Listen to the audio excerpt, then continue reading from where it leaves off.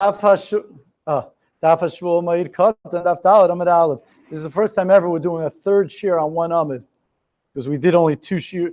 Remember, we did it on both. We'll try to turn the Amud a tiny bit and get up to the two dots. So we're up to Tana Rabbanan.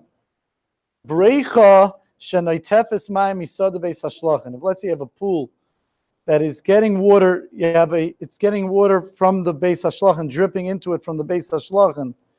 After the beis hashlachan, after the water goes on the beis hashlachan, the leftover drips into that beis hashlachan's zoo. Mutal hashis mena beis hashlachan acheres. You're allowed to use that to water another beis hashlachan. Another beis hashlachan, even though we spoke about different concerns about running out of water and then exerting ourselves to tirchi yisera to get more water, here you're allowed. Frak the Gemara, Va'avida de Pascha. Wait, why should you be able to do that? It's going to stop, because whenever the dripping stops from the first beis hashlachan, Rabbi Yirmiyah v'adayini metefteves, it's still dripping. That's okay.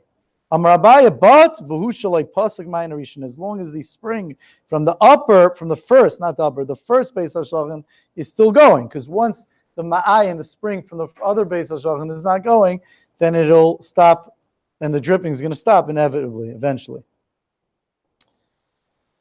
Tanya, we learned in a brayso, Reb Shimon Menassi says, Shtei arugo izu l'malam izu, if you have two rows in the field, one on top of another. Lo yidlo min ha'tachtonim yashkes elyon. If you have some sort of water supply at the bottom one, don't draw from the bottom one the water, and then don't take the water from the bottom one and water the top one, because it'll be a tirchi yisera to go up with the water and water it that way. Yisra kain amar Rabbi Lazar, Reb Shimon. More than that, said Rabbi Lazar, Reb Shimon, afilu aruga achas chetzi namav chetzi gavaya. You might think that's only if you have one row and another row on two different levels. But if you had one row and the actual one row is on two different levels, you might think, okay, it's a one row, it's allowed. No. Says Rabbi Lazar, Reb Shimon, afilu aruga achas chetzi namav chetzi gavaya. Even if one aruga is a little bit lower and higher, lo yidla mimakum namuch, you shouldn't take the water from the lower place and v'yashkel makom and go to the higher place. Tan Rabban, we're going to learn like Rashi that we're not talking about the exertion is in the watering from a lower place to a higher place. Tan Rabban. We learned in a brayso. Okay, madlin liyirakos kedei la'oichlan. You're allowed to water. Is a machlekes Rashi and Tosfos, whether it means just watering or if it means drawing water. There's an exertion that's how Tosfos learns. Other Rishonim. We're going to go with Rashi. I want to stick with that, even though the next Gemara sounds like a little bit they use the kli. We're just going to skip. We're going to go with Rashi. Madlin liyirakos. You watered vegetables. We know that you're not allowed to water a beis habal, a field that only needs rainwater. But here the Gemara, the Bryce is saying, but if you're kedei la'oichlan, if you're watering the vegetables in order to eat it on Yantiv, then even for a beis habal, even though it's just going to make it, it's not necessary because it's could take the water from the rainwater, it's okay because you're going to eat it for Yantiv itself. V'im b'shvil yafaisim, but if it's just to make it nicer for after Yantiv aser, it's aser. Ravina v'Rabba Teisva, Ravina Rabba Teisva v'Kazi Borcha. They were going on the way. They were walking together. Chazalu Gav. They saw a person Davidali Davla b'Chayli Damayada, that he was. These words Dali Davla. So we still have to learn the same way. Not that he was taking it with a pail, but he was Dali Davla b'Chayli Damayada. He was taking water and watering the plant on Chol HaMoed. Amalei Rabba Teisva Ravina. Rabbi Teisva said to Ravina,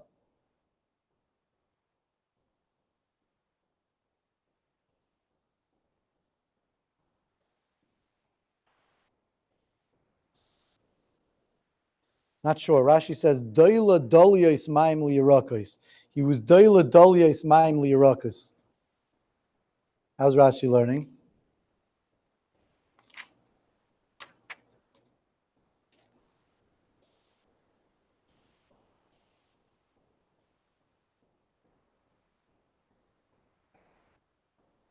Not sure. Whichever way he's learning, it can't be He's got to stick closer to the. It has to be similar to the other Gemara. He was taking water. Like he was taking water. He was taking pitchers of water. Not sure. But either way, it has to be the same case as before, where it wasn't a tirach yisera involved. It was just the fact that you're not allowed to water even a beis hashlachim. They saw a person doing that. So Rabbi Tosfos said to Ravina, "Leisi mar l'shamte, you should come and give him. You should put him into chayrim. What's he doing? Not allowed to do that on Yantav." Amalei. Ravina said back to him, "What do you mean he can't? We just learned that price of Otanya. Madlin li yirakus kedei la'oichlan. You're allowed to water vegetables, even in a beis habal, in order to eat it on Yantiv." Amalei. On that, Rabbi Tosfos said to him, "Mi savrit. Do you think my madlin maya? When it says madlin, that it means you're putting water on the plant. My madlin, what does madlin mean? Shlufi. It means you're plucking out extra. Sometimes you had a lot of plants that it was too tight together, and you had to pluck out a little bit here and a little bit there to give more room for the vegetables to grow. That's what madlin means. That's what you're allowed to do. So you're allowed to pluck those out if you're going to what? Eat them on Yontif, Rashi says. Even though you're doing it really for future, to help the things grow later, and it's not necessary. It's not something that'll cause a financial loss. It'll just cause that it won't grow as good.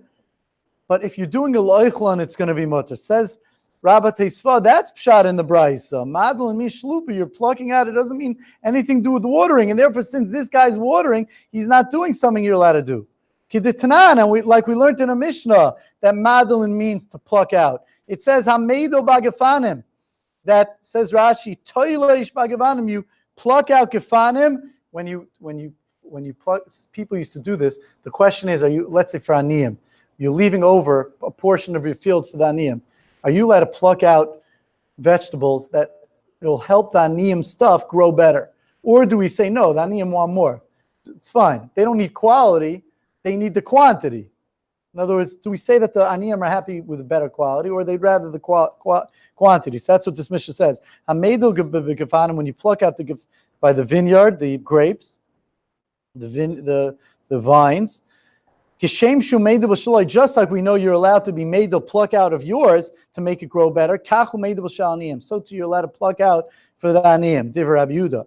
That's the words of Rabbi Yehuda. Rabbi Meir says no. You're allowed to do it for yourself. You're not allowed to do it for the aniyim. So therefore says Rabbi Tosfos, he says that's pshat. But of course you can't water on Yantif. Says the Gemara. Amar Le, Ravina said back to Rabbi Tosfos, that's not true, because Vatanya, we learned straight in the brayso. He's saying we learned in a different brayso anyway. Madlin mayim liyirakos kedei loichlan. That you could be madl, you could draw water liyirakos for the vegetables kedei loichlan in order to eat it on Yantiv. So you see that person is doing an okay thing. Amar Le. So Rabbi Tosfos said back to Ravina, Itanya, Tanya. If you have a brayso like that, you have a brayso, and I retract, and we don't have to put him in to chayrim. Thank you very much, guys, for coming. Try to finish.